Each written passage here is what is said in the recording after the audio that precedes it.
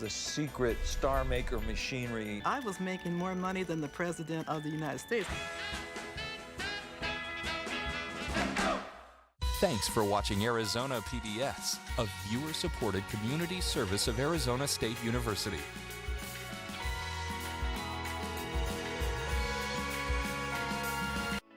If you are 60 or over, consider a charitable gift annuity with Arizona PBS. A charitable gift annuity will provide you a steady stream of income during your lifetime and also help ensure that Arizona PBS is available for future generations.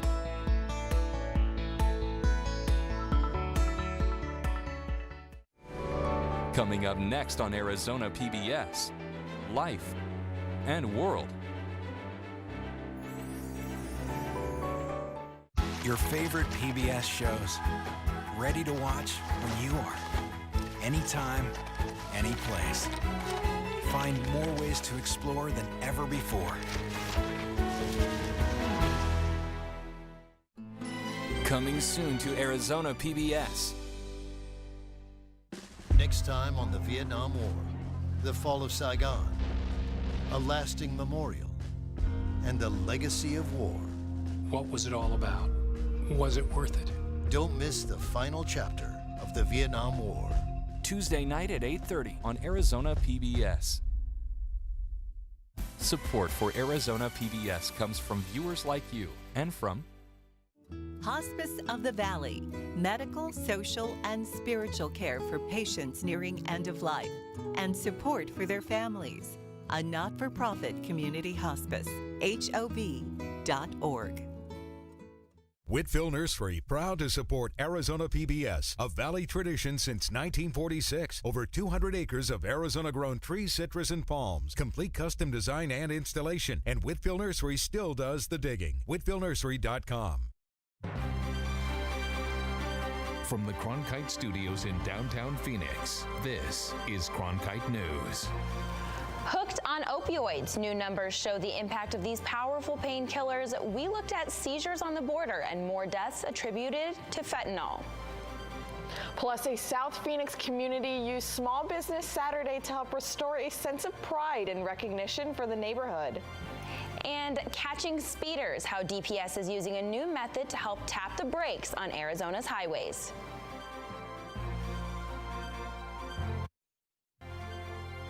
Cronkite News starts now. Good evening, I'm Sydney Eisenberg. And I'm Victoria Mendoza. The confiscation of fentanyl at the Arizona-Mexico border is up 600% from 2016, according to data provided to the Arizona Daily Star from Customs and Border Protection. The data also shows that 140 pounds were seized this year at Arizona's ports, enough to kill more than 21 million people. Cronkite News reporter Kevin Gessner tells us what fentanyl is and why we've seen such an increase in the drug use. Fentanyl is one of the strongest opioids an addict can find, and according to the Centers for Disease Control, the drug is 50 times stronger than heroin and 100 times more potent than morphine. A report from the Centers for Disease Control and Prevention says fentanyl-related deaths are up 540% nationwide in the past 3 years. Shannon Scheel, the Director of Drug Prevention and Education for the Maricopa County Sheriff's Office, says drug users have turned to fentanyl. They switch from the opioids into the sheer heroin or pure heroin, which is probably one of the purest forms. And then as you go up to get synthetically, that's where you jump into fentanyl. Fentanyl is prescribed to patients that deal with large amounts of pain, such as people with cancer, in the form of a patch. But the illegal forms of fentanyl can be pills or powders. Beth Brady, crime lab manager for the Arizona Department of Public Safety, says the abuse of other opioids has increased over the past 7 years. And with crackdowns on prescriptions, the street price has increased with it, which has led to the rise of fentanyl. People have switched to heroin, which is cheaper. And now we're just seeing the next step in that process. Now people unknowingly are being given fentanyl or sold fentanyl mixed in with their heroin. And since these street forms obviously don't have quality control, the effects of fentanyl can be deadly. An amount about the size of a couple grains of salt to be potentially catastrophic for somebody. Scheel says fentanyl is easily obtained, so dealers lace heroin to increase the high. One of the things with opioids or with all drugs, you always want to increase your high every time you take it, and this is another way of doing that. Also today, new reports from TMZ are suggesting fentanyl played a role in a Tucson rapper Lil Peep's death. Tucson police say his death last week likely resulted from an overdose. In the broadcast center, Kevin Gessner, Cronkite News. Cronkite News is dedicated to covering the opioid crisis. You can watch our documentary Hooked RX, From Prescription to Addiction, and find resources for getting help online at hookedrx.org. More people die every year from smoking than from murder, AIDS, suicide, drugs, car crashes, and alcohol combined. For the first time in decades, some of the biggest tobacco companies are advertising on TV. But these ads are different. They're advertising the deadly and addictive effects of smoking. Now, this isn't by choice. This comes more than a decade after a judge ruled the companies misled the public about the dangers of cigarettes. The ads started running yesterday during prime time on broadcast and cable channels and will run for at least a year. A White House event honoring Navajo code talkers was sidetracked briefly today when President Donald Trump got in a dig at Massachusetts Senator Elizabeth Warren. The men honored at the event were 3 of 13 surviving World War II code talkers. The Pocahontas comment was an aside during 7 minutes of remarks during which the president called the code talkers amazing and incredible people. He also said, "We will help you with plans for a Navajo code talker museum." You were here long before any of us were here. Although we have a representative in Congress who they say was here a long time ago. They call her Pocahontas. But you know what? I like you. In the past, Native American leaders have called Trump's attacks on Warren offensive and distasteful. Arizona Congressman Andy Biggs says it would be a, quote, grave mistake to add DACA reform to the end-of-year spending bill up for debate in the nation's capital. Biggs says Congress should concentrate on funding the government before considering any type of legislation on deferred action for childhood arrivals.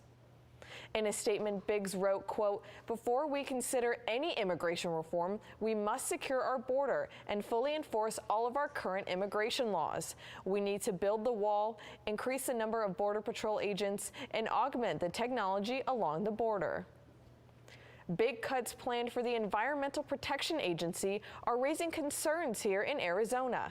The ASU chapter of Defend Our Future, a student-led climate advocacy group, held an event today in Tempe along with Arizona legislators. They say under a bill introduced by the Senate Appropriations Committee, the EPA will lose nearly $150 million in funding, bringing their total budget down to $7.9 billion from $8.4 billion currently. It's the biggest cut proposed to any agency in the spending bill. Air and water are things that we take for granted.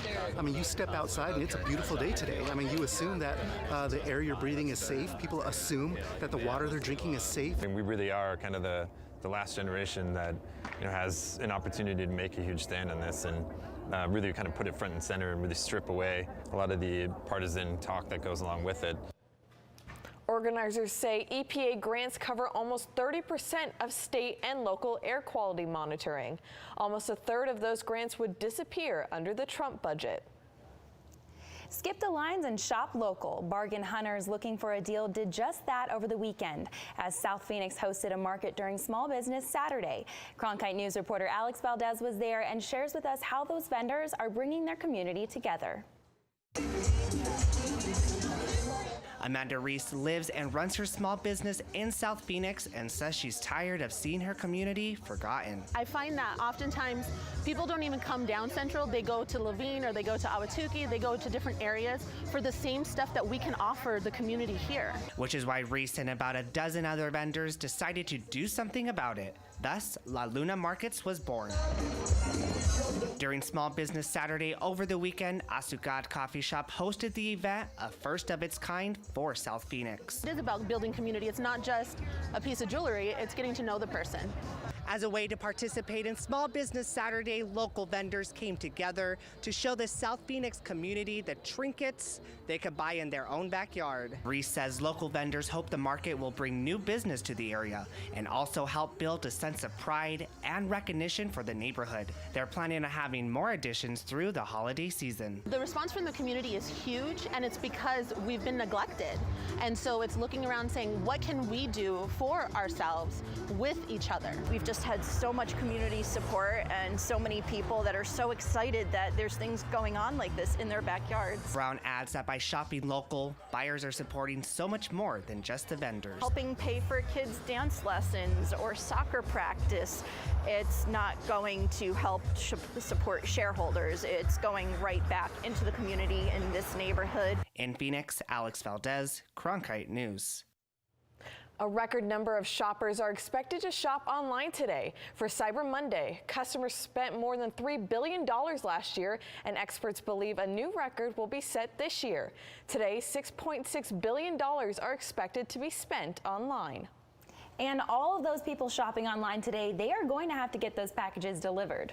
UPS is estimating that they'll deliver about 750 million packages over the busy holiday season. That prediction is up 7% from last year. In a 2016 Nextdoor survey, 43% of neighbors reported having at least one package stolen, and another 40% had multiple boxes snatched from their doorsteps. Because of those package thefts, 61% of people say they did not order an item online because they were afraid it would be stolen. And 79% reported they would ask a neighbor to look out for a delivery if they had an easy way to do so.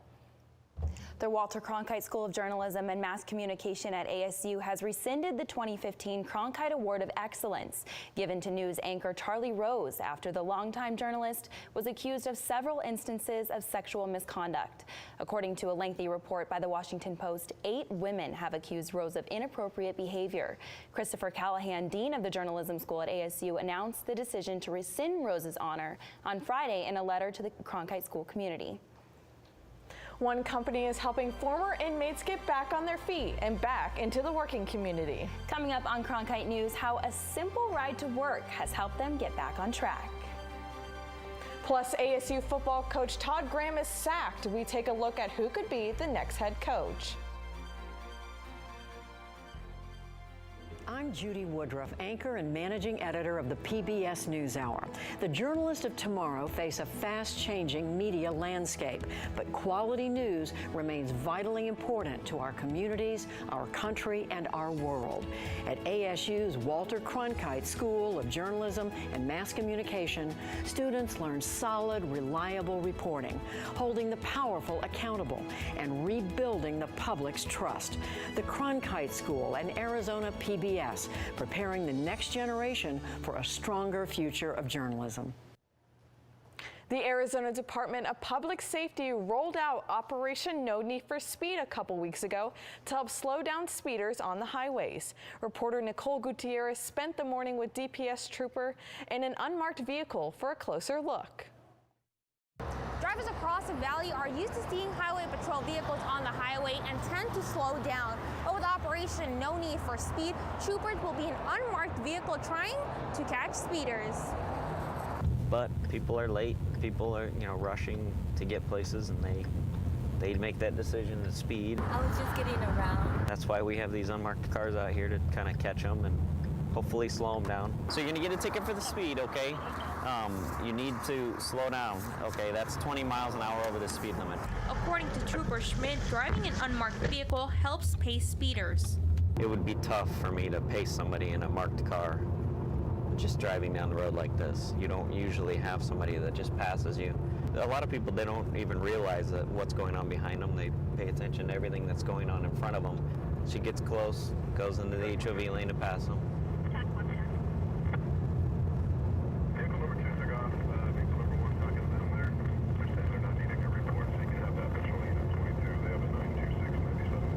So we'll stop her.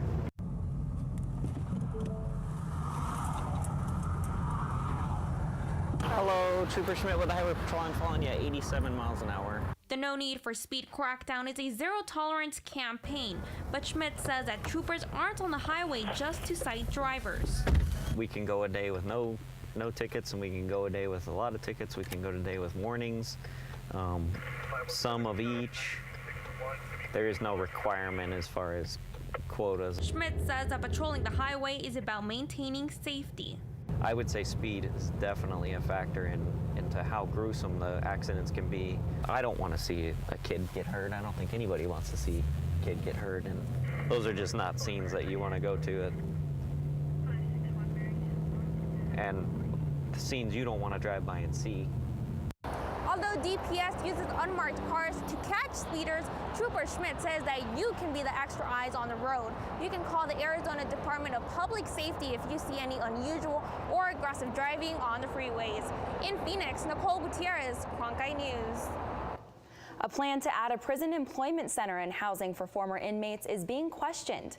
Maricopa County Supervisor Steve Gallardo called Governor Doug Ducey's proposal to put people who violate release conditions at the county jail in South Phoenix environmental racism. The proposal has been in the works for months, but community members, business owners, and elected officials are slamming it today. Meanwhile, Uber is bringing new hope to former inmates with rides for jobs. Cronkite News reporter Nkiriko Marina is live in downtown Phoenix.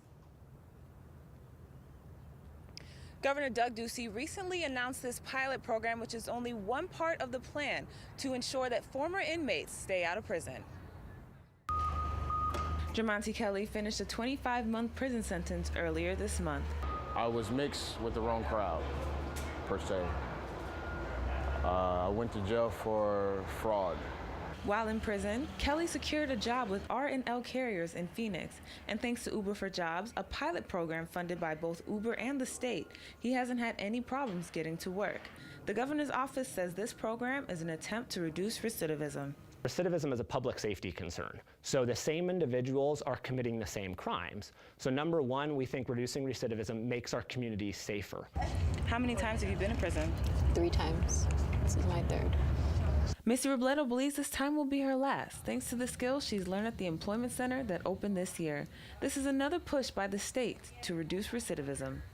It's helped me with building my resume, and I just have the confidence and the self-esteem to go back out there and try to find a better job. The top 8 risk factors for recidivism include employment and employability skills. Karen Hellman works closely with the 3 employment centers at different prisons in the state.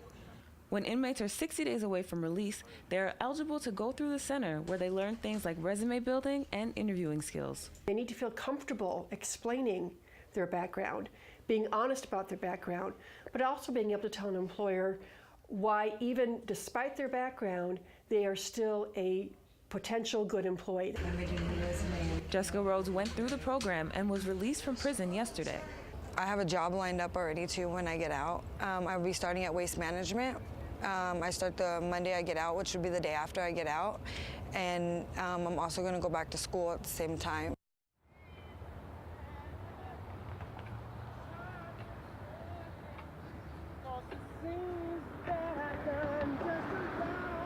Now, both Uber and the state contributed $5,000 to the project and say that it will continue to run until the $10,000 runs out. Live in downtown Phoenix, Nkiriko Marina, Cronkite News. Homeless teens and young adults struggle every day to provide for themselves and loved ones. And when they decide to further their education, balancing those responsibilities can become almost impossible.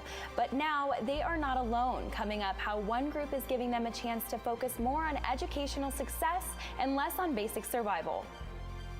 It is currently 79 degrees right now in Phoenix, mostly cloudy skies. Now, it was very hot this last weekend and winter feels far away, but our temps are dropping and we'll talk about it next. I'm Ted Simons, host and managing editor of Arizona Horizon. Join us each weekday at 5:30 and 10 as we bring you the top newsmakers who impact the state. We cover the stories in depth that shape and affect our local communities, and we take the time to ensure that all voices are equally heard. For more than 30 years, Arizona Horizon has been your voice and your source for what matters most, right here on Arizona PBS.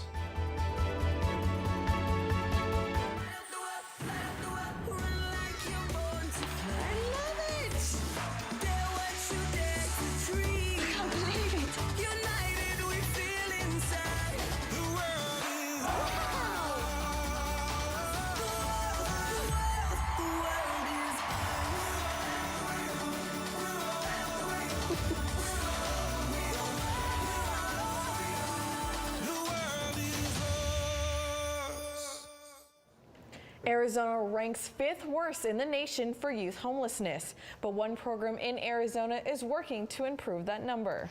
Reporter Drew Marine takes us to Tucson, where the Home Office serves as a safe space for children who may not always have a place to call home. Only a few months into her freshman year, and Old Main has already become a favorite place on campus for Kennedy Griffin. Like thousands of others her same age, Kennedy's path has led here to the University of Arizona. Something that we're morally required to do. But for Kennedy, the journey to campus was different than most. A learning experience of another kind. So then I moved in with my grandma after my mom died. And then my dad was around for a minute. And then when I was like 7, I think it was just like a lot for him. So then like he kind of like dipped. Without a traditional family life, It's always been me, grandma, dog. the 18-year-old began searching for help to break the cycle of poverty and homelessness. If your family makes like this much income, we can help you with like scholarships and blah, blah, blah. And I'm looking and I'm like, oh, I don't fit here because I live like in a, one parent home. But like my grandma was like a nurse at times, so she was exceeding the amount. So I'm like, I can't afford to go to college then. The nonprofit Youth on Their Own not only helps students financially, but they also give actively enrolled students access to 10 pounds of food a week, thanks to an on-site mini mall, complete with canned food, cereal, clothes, and personal items like toothbrushes and tampons. They really feel like they finally have a person who's in their corner, who actually cares whether or not they go to school or cares whether or not they do well. And that is really kind of a honor. Yodel did more than support a teen, like they supported a family. That's how 19-year-old Serena La Madrid was able to take care of 3 siblings. A 5-year-old, a little baby. I hardly saw her because I was always working. If not working, I was in school, and like I pretty much only saw her like to go to sleep, or if not, like in the morning to take her to school. Hearing how can we help you is the best thing to hear in the whole entire world.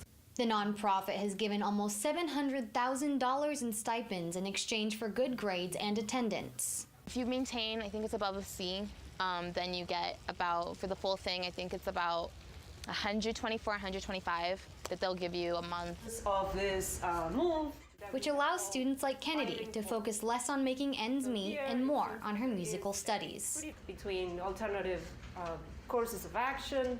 In Tucson, Drew Marine, Cronkite News. The effort to bring one of the world's largest birds back from the brink of extinction is happening in our own backyard. A group working to protect the endangered California condor is setting its sights on small game hunters. The remains of animals shot and killed by lead bullets are poisoning the condors. Arizona and Utah have provided vouchers for non-lead ammunition in hopes of protecting the birds of prey.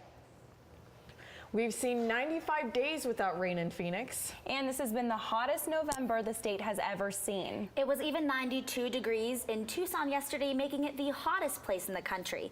However, here in Phoenix, we're seeing something a little different. It is 79 degrees today with a partly sunny sky. Later tonight, we are going to drop down to 51 degrees with our clouds clearing. And then by tomorrow, it'll be 77 as our high with sunny skies. Now we're seeing a bit of a difference here in the state, and we seem to be having some technical difficulties, but it should be in the Grand Canyon up around the 60s and 50s degrees with the 70s down in Tucson. Now let's hope that, nope, still no temperature, but still in the valley we are seeing the 70s and 80s here. So currently it is around the 74 degrees here in Phoenix. And then later, throughout the rest of the week, there we go, now we have some numbers. It'll be over 80 degrees on Thursday, and then as we take it through the rest of the week, we are going to actually drop a little bit in temperature with 73 on Saturday, and then finally some rain on Sunday with 69 degrees and a high of 85 on Monday and a low of 49. For Cronkite Weather, I'm Christiana Fadul. The Arizona State University Sun Devil football team is searching for a new coach. Coming up on Cronkite News, we take a look at the team after Todd Graham and who the next coach could be.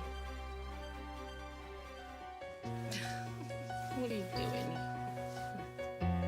Possibilities. Your day is filled with them. Reach up, energy in the fingertips, collapse. TV, play Downton Abbey. And PBS helps everyone discover theirs.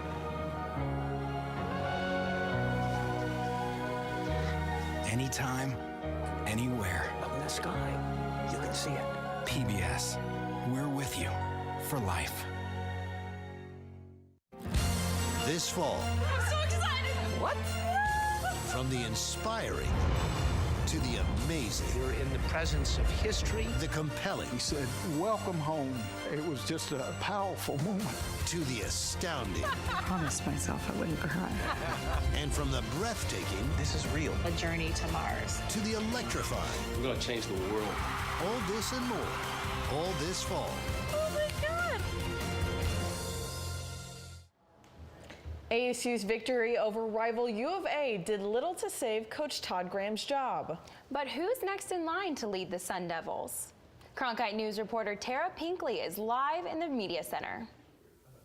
Some potential candidates to replace Todd Graham include former Texas A&M head coach former head coach Kevin Sumlin, Derek Mason from Vanderbilt, and Pep Hamilton from Michigan. Ray Anderson is setting a high bar for whoever is the school's next football coach. Arizona State Athletic Director Ray Anderson announced Sunday that Todd Graham was out as ASU's head football coach. He said his expectations are far higher than the 7-5 regular season the Sun Devils produced this year. We should be top 3 in the Pac-12, in my opinion, every season. There's no reason we shouldn't be every year top 15 nationally if we do what we're supposed to do. Speculation had been mounting for the better part of the last 3 seasons, in which Graham led the Sun Devils to an 18-19 record and struggled to recruit in the Valley and in Southern California, 2 regions known for producing high-level talent. Graham compiled a 46-31 overall record in his 6 seasons at ASU. I'm really proud of what we've done here. We have won every day I've been here, and I am so looking forward to seeing the great things ahead for this program. Moving forward, Anderson not only stressed his lofty expectations, but said he has a vision for what the next head coach will bring. You certainly have to have someone, in my view, that's dynamic, that is articulate, who can really sell the vision, not just of Sun Devil football, but Sun Devil athletics, ASU, the institution. Anderson made clear that it is, quote, absolutely necessary to have a new head coach in place before the early signing period ends in less than 4 weeks. Meanwhile, Graham and his staff will remain on to coach ASU in its bowl game, which will be announced next week. When asked what he would have done differently in his time at Arizona State, Todd Graham joked, saying he would have won all the games he lost. Otherwise, he has no regrets. In the Media Center, Tara Pinkley, Cronkite News. Cronkite News is proud to be the news division of Arizona PBS. Arizona Horizon is next, and here's what's coming up later on PBS NewsHour. I'm Judy Woodruff. On the next NewsHour, our Politics Monday team breaks down a busy week ahead for Congress. That's Monday on the PBS NewsHour.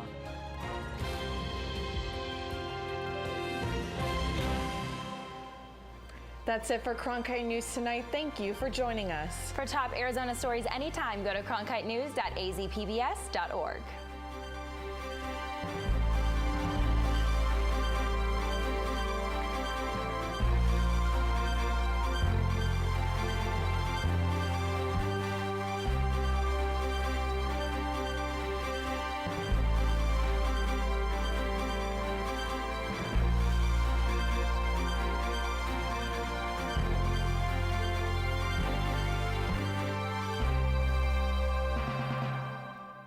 Support for Arizona PBS comes from viewers like you and from Hospice of the Valley, medical, social, and spiritual care for patients nearing end of life, and support for their families. A not-for-profit community hospice. HOV.org.